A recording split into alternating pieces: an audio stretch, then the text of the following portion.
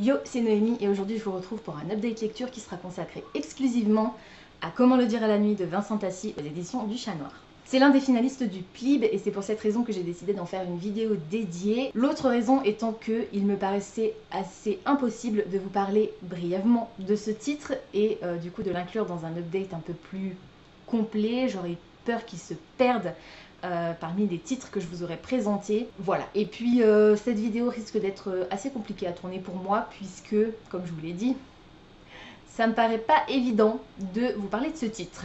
Donc je vais quand même essayer, hein, voilà, il le faut, et puis j'ai quand même envie que vous le découvriez, donc c'est parti. Comment le dire à la nuit, c'est l'histoire de deux personnages au départ, Athalie et Adriel, qui vivent au XVIIe siècle, à la toute fin du XVIIe siècle, en 1690-91 il me semble. On rencontre Athalie qui a capturé Adriel, on ne sait pas comment, et qui a sur lui une emprise assez particulière, on va dire. Ça, c'est la relation des deux premiers personnages. Ensuite, on se retrouve propulsé 150 ans plus tard avec Edmond et Léopold, qui sont Egmont, pardon, pas Edmond, Egmont et Léopold, qui sont tous les deux très amoureux, sauf que Léopold est marié et que Egmont va devoir se marier. Donc ça, c'est la relation de ces deux personnages-là, avec leur femme fiancée. Et dans la troisième partie, pas vraiment partie, puisque les temporalités s'alternent, on va rencontrer trois personnages, donc qui sont trois femmes. On a Cléopâtre, Paracève et Rachel. Rachel est fan ultime de Cléopâtre, qui est une chanteuse lyrique. Et Paracève est un personnage assez ambigu au départ. Elle a une sorte de don, comme des visions, mais elle ne sait pas trop à quoi correspondent ces visions. Et c'est un personnage qui est une femme, mais qui n'est pas née dans le corps d'une femme. D'après... Alors c'est pas clairement dit, mais c'est ce qu'on comprend.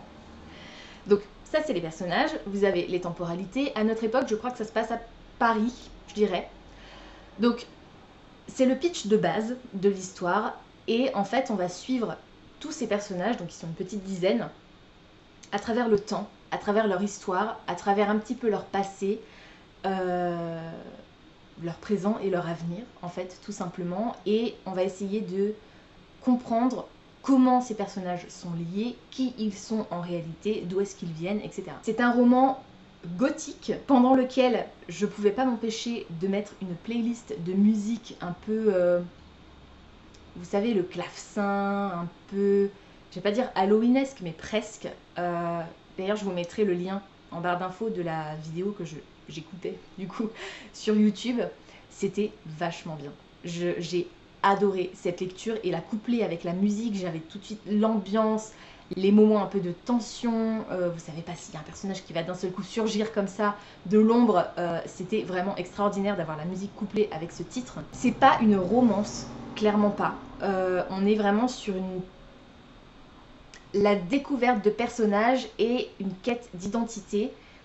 Et pourtant, c'est un roman dont le sujet principal est l'amour. Toutes les formes d'amour, l'amour entre un homme et une femme, l'amour entre deux hommes, l'amour entre deux femmes, l'amour entre une mère et ses enfants. C'est particulièrement touchant, bouleversant et on s'y attend pas en fait parce que on est plus parti dans l'optique d'un roman, comme je vous l'ai dit, gothique, fantastique, assez sombre, et d'ailleurs ça l'est, c'est parfois très sombre, très dur, très cruel, mais il y a ce côté, l'amour qui domine tout, qui est parfois tellement fort qu'il en devient douloureux, et j'ai trouvé ça beau, tout simplement. Il y a des révélations assez inattendues, notamment quant à l'identité de deux personnages, dont l'identité dont un qu'on découvre à peu près vers le milieu, ou peut-être au niveau du dernier tiers de l'histoire. Je m'y attendais mais pas du tout.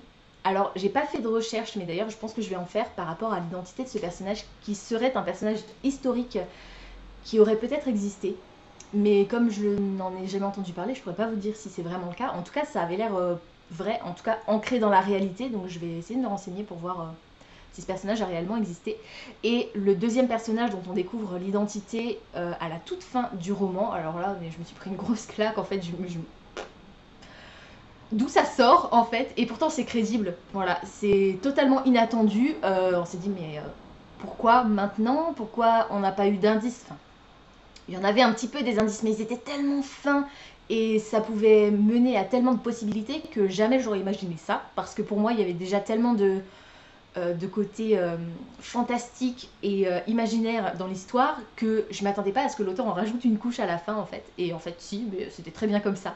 Voilà, ça a permis de clore l'histoire sur une note de surprise vraiment incroyable et c'était vraiment bienvenu. Il y a beaucoup de références à la littérature, notamment la littérature romantique avec Barbara Cartland par exemple.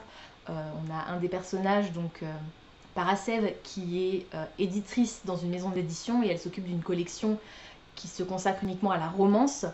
On a des références à des séries télé, à de la musique et voilà, j'ai trouvé ça vraiment top. En fait, ça ancre encore plus le récit dans la réalité alors que c'est un récit fantastique. C'est bourré de mélancolie, c'est, comme je vous l'ai dit, parfois dur et cruel, mais tellement beau en fait. Et la beauté de ce titre résulte en la plume de l'auteur, tout simplement, qui est incroyable. Franchement, j'ai été bluffée. Ça peut être déroutant, je peux comprendre que ça puisse être déroutant parce que au début, je me suis dit oh, c'est quand même particulier quoi. Alors j'étais pas sûre d'accrocher et en fin de compte si, parce que l'auteur réussit à transmettre des émotions qui peuvent venir que de lui en fait.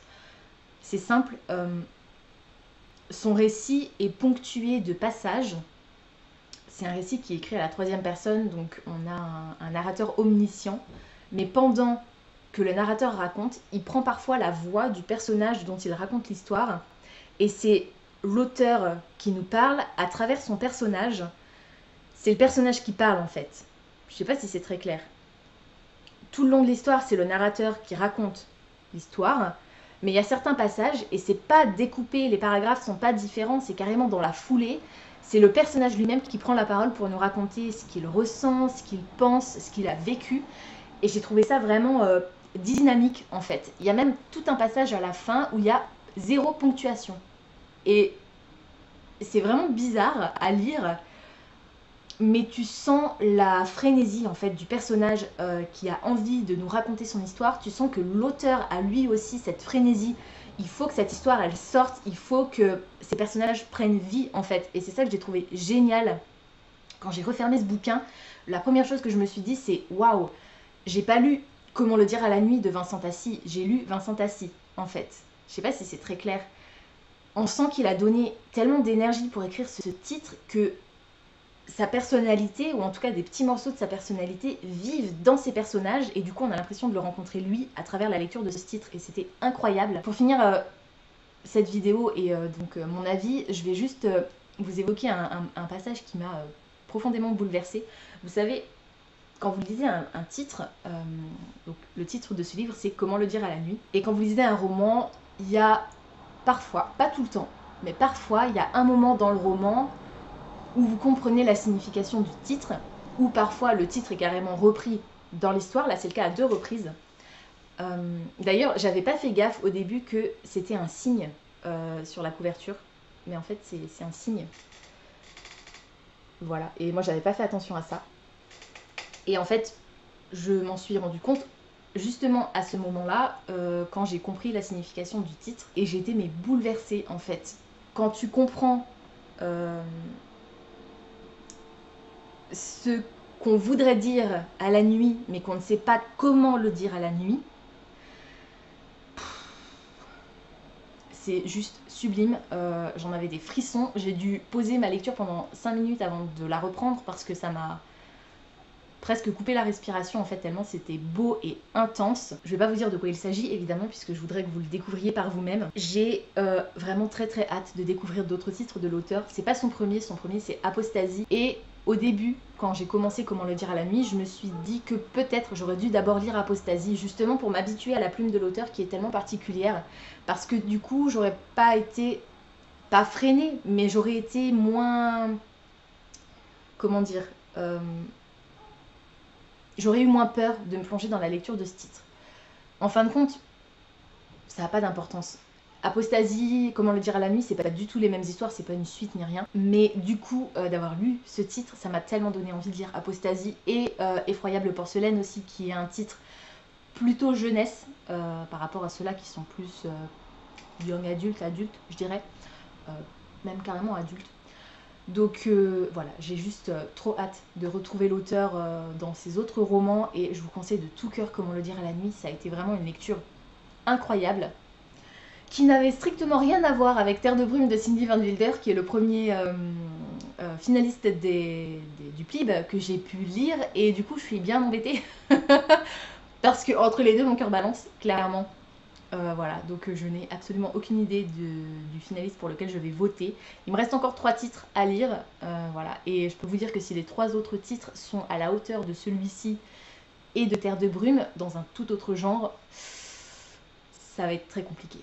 Voilà, c'est tout pour aujourd'hui, j'espère que cette vidéo vous aura plu. Comme d'habitude, n'hésitez pas à me dire dans les commentaires si le titre que je vous ai présenté aujourd'hui vous intéresse, si vous l'avez déjà lu et surtout ce que vous en avez pensé. N'hésitez pas également à me parler des autres titres de l'auteur si vous avez déjà lu Apostasie ou Effroyable porcelaine. Je crois savoir qu'il y a aussi une nouvelle qu'a écrit l'auteur, donc si vous avez lu certains de ces titres, n'hésitez pas également à me dire ce que vous en avez pensé, sans spoiler évidemment, je vous en remercierai fortement. Pensez à vous abonner à la chaîne, à liker et à partager cette vidéo, ça me fera toujours plaisir. Pensez également à activer la petite cloche des notifications qui vous permettra de savoir quand je poste du nouveau contenu. En attendant de vous retrouver, je vous souhaite d'excellentes lectures et je vous dis à très bientôt dans une prochaine vidéo. Ciao!